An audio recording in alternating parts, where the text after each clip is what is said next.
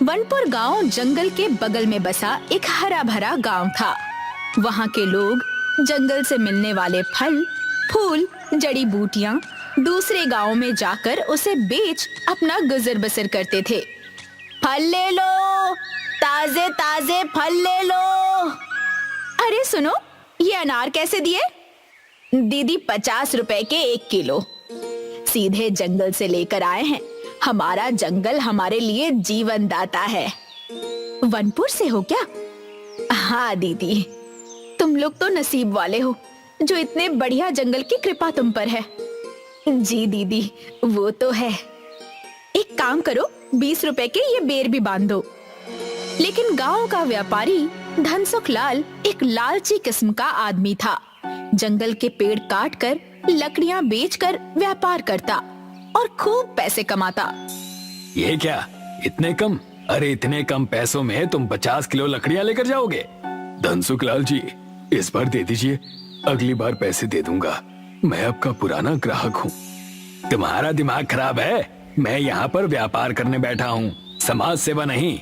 पैसे हो तो ले जाओ, नहीं तो निकलो यहाँ से। धनसुख लाल के पेड़ कटाई से जंगल के पेड़ कम हो रहे थे। एक दिन नीलिमा अपने घर से सुबह सुबह जंगल की ओर गई तो सामने का दृश्य देखकर उसकी आंखें फटी की फटी रह गई। ये क्या? ये जंगल हवा में कैसे उड़ रहा है? हाय रे भगवान, ये कैसे हो गया? मुझे अभी जाकर सारे गांव वालों को ये बताना होगा। वनपुर गांव का जंगल हवा में उड़ता देखा तो नीलिमा ने दौड़कर जाते हुए पूरे गांव को बताया। उसकी बातें सुनकर युवा प्रधान अजय बोलने लगा, ये तो बड़ी ही अजीब बात है कि जंगल हवा में उड़ रहा है। मुझे तो लगता है कि ये जरूर किसी भूत का चक्कर होगा। मुझे तो लगता है जरूर किसी ने हमारे जंगल पर काला जादू कर दिया है। अरे अगर जंगल इस तरह से हवा में उड़ेगा तो हम कैसे अपना गुजर बसर करेंगे? कैसे जाकर फल फूल तोड़ेंगे और उसे बेचेंगे? गांव वाले तो मर ही जाएंगे। अजय ने बीच में रोकते हुए कहा, नीलिमा दीदी, आप शांत रहिए, ऐसा कुछ नहीं है। मामला क्या है ये तो वहां जाकर ही पता चलेगा। ना बाबा, हम तो वहां नहीं जाएंगे, हमें डर लगता है। सारे गांव वालों ने उड़ते हुए जंगल में जाने से मना कर दिया, लेकिन अजय एक बहादुर और पढ़ा लिखा लड़का था जो कि भूत प्रेत जैसी चीजों पर विश्वास नहीं करता था। मैं जाता हूँ, जाकर देखता हूँ कि मामला क्या है। अरे लेकिन जाओगे कैसे? जंगल तो हवा में उड़ रहा है। कुछ ना कुछ तो करना पड़ेगा। अजय और गांव वालों ने एक बड़ी सीढ़ी बनवाई और उसे जमीन से जंगल पर टिकाया। अजय ऊपर चढ़कर जंगल में पहुंचा तो हवाएं जोर से चलने लगी। अरे आज जंगल कुछ अजीब सा लग रहा है, कितनी जोर की हवाएं चल रही हैं। अजय कुछ और कदम आगे बढ़ा तो उसे एक आवाज सुनाई दी। अरे बेटा, तुम्हारा नाम अजय है ना? जी माई, मैं वनपुर गांव का प्रधान हूँ। हाँ, वनपुर गांव के लोगों के लिए तुमने बहुत कुछ किया है। जी माई, बस अपना काम कर रहा हूँ। वनपुर गांव के लोग इस जंगल को काफी पूछते हैं ना, इस गांव के लोगों का गुजर बसर चलता है। लेकिन माई, आप यहाँ अकेली क्या कर रही हैं? बस बेटा समझ लो कि अब ये जंगल मेरा है और मैं इस जंगल की हूँ। मेरे परिवार के लोग अब इस दुनिया में नहीं रहे। इस उम्र में काम कहाँ से करती, तो इसी जंगल में रहने लगी। यहीं खाना मिल जाता है, यहीं पास में मेरी कुटिया है, वहीं पर रहती हूँ। लेकिन तुम्हारे ही गांव का धनसुख लाल, जो कि लकड़ियों का व्यापार करता है, वो तो इस जंगल को तबाह कर रहा है। वो तो है माई, अपने लकड़ियों के व्यापार के लिए वो पेड़ काट रहा है, लेकिन नए पौधों को लगा ही नहीं रहा है। अगर ऐसा ही चलता रहा तो ये जंगल एक दिन खत्म हो जाएगा। मैंने उसे कई बार समझाया है। कुदरत का सारा संतुलन खराब हो रहा है। सही कह रही हो माई, जंगल खत्म होगा तो गांव वाले भी नहीं बचेंगे। तुम लोगों को उस धनसुख लाल को रोकना होगा, नहीं तो ये जंगल इसी तरह हवा में उड़ता रहेगा और गांव वाले बिना जंगल के तड़पते रहेंगे। माई, गांव का प्रधान होने के नाते मैं इस मसले को जरूर सुलझाऊंगा, लेकिन आप मेरे साथ चलिए माई, हमारा गांव आपको संभालेगा। नहीं बेटा, तुम जाओ, बस मेरे लिए इतना करो कि उस धनसुख लाल को समझाओ, नहीं तो ये जंगल खत्म हो जाएगा। अजय ने जब गांव वालों को ये बात बताई तो गांव वाले सीधा धनसुख लाल के घर पहुंचे, लेकिन धनसुख लाल ने नकारते हुए कहा, अरे भाई, अगर मैं अपना काम धंधा बंद कर दूं तो फिर पैसे कैसे कमाऊं? क्या भिखारी बन जाऊं? अरे भाई, काम धंधा बंद करने के लिए कौन कह रहा है? हम तो बस इतना ही कहना चाह रहे हैं कि तुम पेड़ों की कटाई कम कर दो और इसके साथ कोई दूसरा काम शुरू कर दो। जितने पेड़ काटो उसके 2 गुने पौधे जंगल में लगा दिया करो। देखिए धनसुख लाल जी, अगर आप ऐसा नहीं करेंगे तो गांव नहीं बचेगा। आप समझिए, नया काम शुरू करने में मैं आपका साथ दूंगा। हम जंगल में जो जड़ी बूटियां और कंदमूल हैं उसे बाजार में बेचकर अच्छे पैसे कमा सकते हैं। इन जड़ी बूटियों और कंदमूल से औषधियां बनेंगी, इसमें अच्छे पैसे मिलेंगे। अजय के समझाने पर धनसुख लाल के पल्ले ये बात पड़ी तो धनसुख लाल इसके लिए तैयार हो गया। जब अजय फिर से जंगल गया तो उसे वो बूढ़ी औरत मिली। ये जानकर खुशी हुई कि धनसुख लाल पेड़ों की कटाई कम करके नए पौधे लगाएगा। मुझे लगता है अब जंगल को फिर से सामान्य होने में कोई दिक्कत नहीं होगी।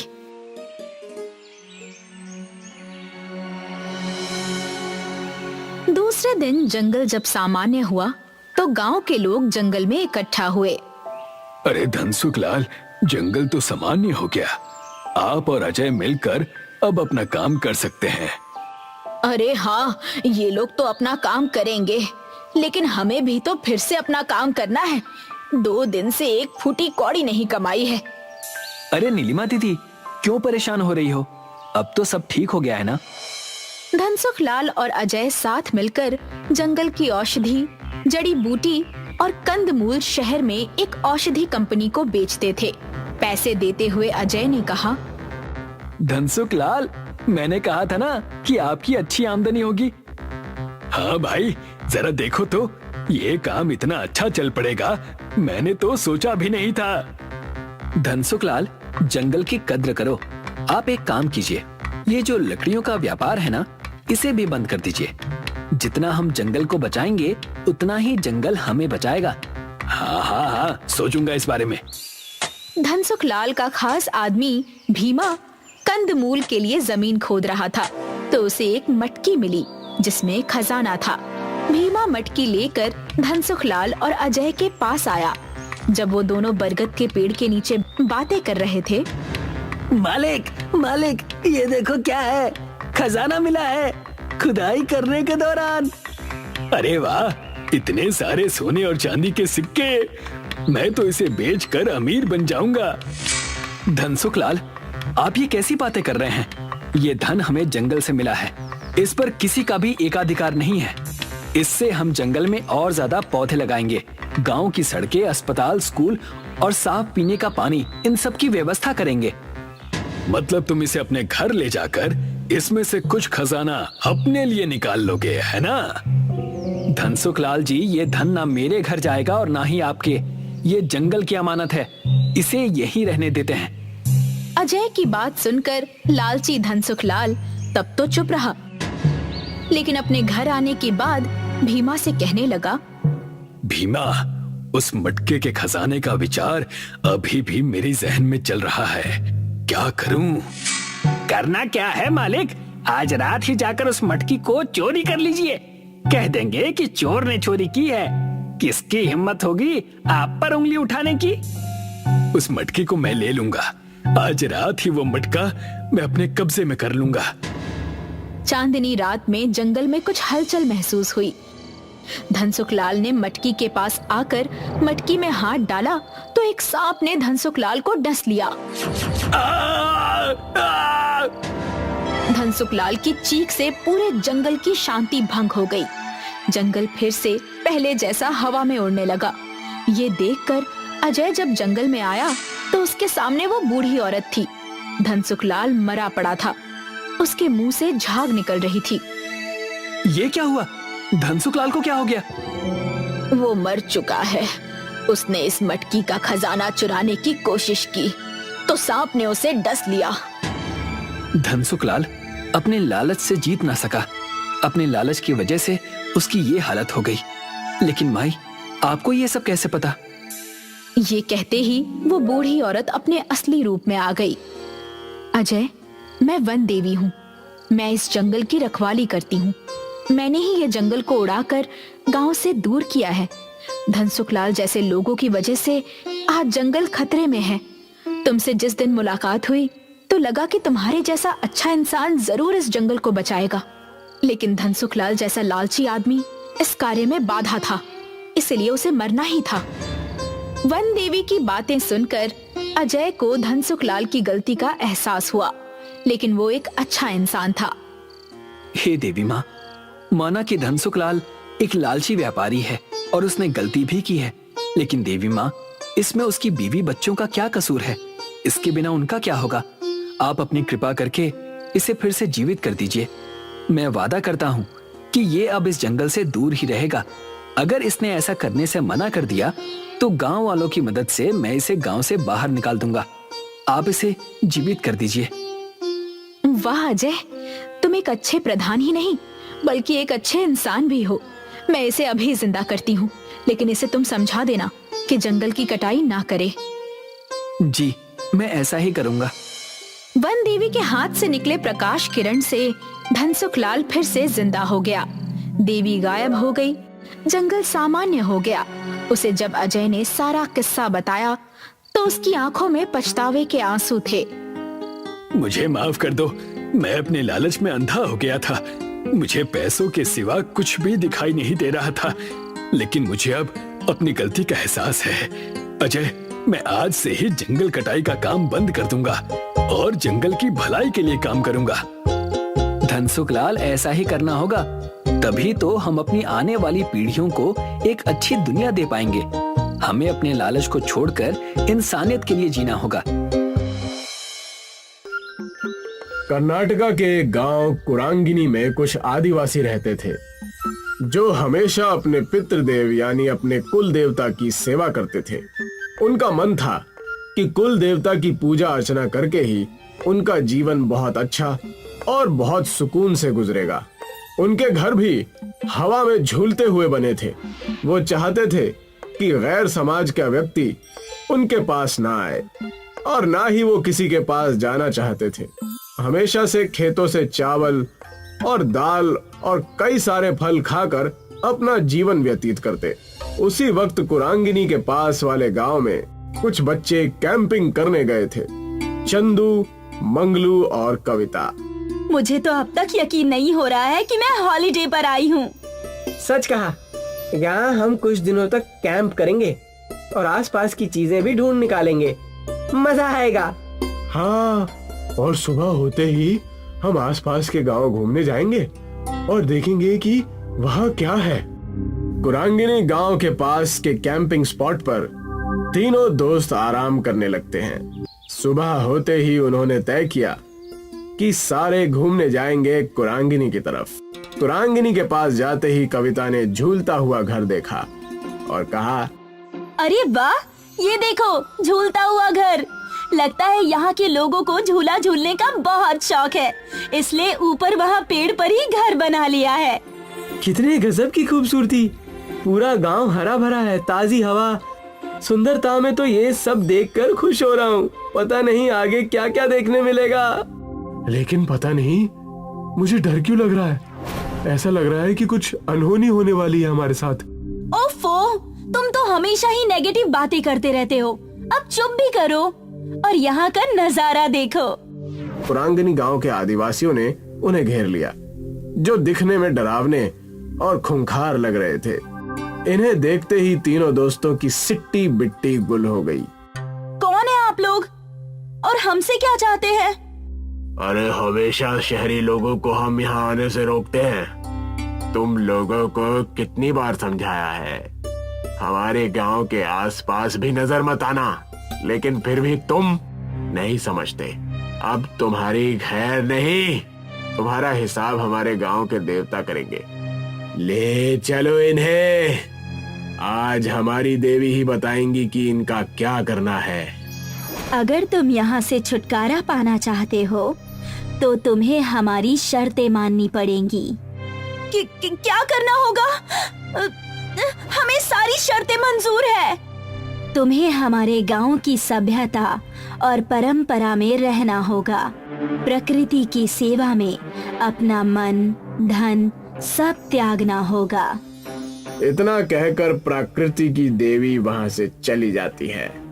तुमने सुना? जैसे हमारी देवी ने कहा वैसे ही तुम्हें करना होगा, नहीं तो हमारी देवी नाराज हो जाएगी। अब से तुम कुरांगिनी के निवासी हो। तुम्हें हमारे नियम और कायदे चलाने होंगे और हमारी देवी को खुश करना होगा। क्या आप हमें समझाएंगे कि हमें करना क्या है? हंसते हंसते हमारे रास्ते बंद हो गए और अब ये नया तमाशा आ गया है। जल्दी बताओ हमें क्या करना है। मैं जिंदगी भर के लिए तैयार हूँ। जैसा हमारी देवी ने कहा वैसा ही तुम्हें करना होगा। हमारे तौर तरीके तुम्हें अपनाने होंगे। सारी शहरी चीजें तुम्हें फेंकनी होगी। कविता, मंगलू और शैलेश के पास कोई चारा नहीं रहता। उन्हें उनके तौर तरीके आजमाने ही पड़ते हैं। हमने तुम्हारी सारी व्यवस्था झूलते हुए घर में कर दी है। आज से तुम वहीं रहोगे और हमारा जीवन व्यतीत करोगे। यही सीख और सजा है तुम्हारी। ये रहे तुम्हारे कपड़े। छोड़ दो हमें, घर जाना है हमें जाने दो। अरे चिल्लाना बंद करो और इन्हें देखो। तुम्हें लगता है हमें जाने देंगे यहाँ से? हमें यही इनकी बातें माननी होगी, तब जाकर कुछ होगा। मैंने पहले ही कहा था कि हमें संभल कर रहना चाहिए, लेकिन तुम में से किसी ने मेरी बात नहीं मानी। उन्हें समझ आने लगा था कि प्रकृति सबसे बढ़कर है। ये रहा तुम्हारा भोजन। इसे खाकर हमारे साथ खेत में काम करने चलो। ये क्या है? मुझे ये सब करने की आदत नहीं है। दिखने में तो स्वादिष्ट लग रहा है। मंगलू, इसे खाकर तो देखो। चुपचाप खाकर हमारे साथ चलो। जैसे ही उन्होंने कुरांगिनी गांव का खाना खाया, वाह यार, ये कितना स्वादिष्ट है। अगर हमें ये खाना हर रोज मिले तो मैं यहाँ से कभी नहीं जाना चाहूंगी। बिना मिलावट के खाने की बात ही कुछ और है। सच कहा तुम दोनों ने। हमें यहाँ कुछ दिन बिताने हैं। इससे हमें एक अच्छी सीख और अच्छी समझ के साथ जाएंगे। तीनों ही कुरांगिनी गांव के लोगों के साथ समय बिताने लगते हैं। उनके साथ खेतों में जाकर खेती, पेड़ों पर चढ़कर फल तोड़ना और कई सारे गांव की परंपरा में भाग लेते हैं। पूरे 1 महीने तक वो कुरांगिनी गांव वालों के साथ रहते हैं। उनके तौर तरीके सीखने के बाद मुखिया कहता है, हमारे गांव में कल मेला लगने वाला है। इस मेले में कई सारे व्यंजन और कई सारे कारनामे होते हैं। इस मेले में हम आ सकते हैं क्या? अब तो हम भी कुरांगिनी के निवासी हैं। क्यों नहीं? अब तुम हम में से ही एक हो। तुम यहाँ आ सकते हो। अगले ही दिन तीनों मेले में जाने के लिए तैयार हो जाते हैं। वहाँ पर कविता के माँ बाप कविता को ढूंढते हुए आ जाते हैं। कविता की माँ रोने लगती है। कहाँ थी मेरी बच्ची? हमने तुम्हें कहाँ कहाँ नहीं ढूंढा। इन लफंगों के साथ हमें पता था कि तुम किसी मुसीबत में हो। कुरांगिनी गांव के लोग कविता के पिता की बात सुनकर डर जाते हैं। तब कविता कहती है, लेकिन पिताजी, इसमें इनकी कोई गलती नहीं है। मुखिया जी ने अपना कर्तव्य निभाया और हमें एक बहुत अच्छी सीख दी जो कोई स्कूल या कॉलेज हमें नहीं दे पाता। इस गांव में आने के बाद हमने हमारी प्रकृति के बारे में जानने का बड़ा अवसर प्राप्त किया। हमें पता चला कि हमारी दुनिया से बढ़कर भी कुछ चीज है।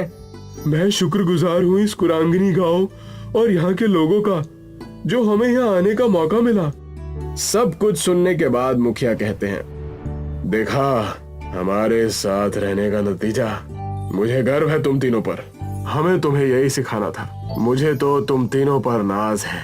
प्रकृति देवी की शर्त पूरी होती है। अब तुम यहाँ से जा सकते हो और अपना सामाजिक जीवन बिता सकते हो। कविता, मंगलू और शैलेश वहाँ से खुशी खुशी जाने लगते हैं। हम आप सब से मिलने साल में एक बार जरूर आएंगे और शहर जाकर लोगों को प्रकृति के बारे में सतर्क करेंगे।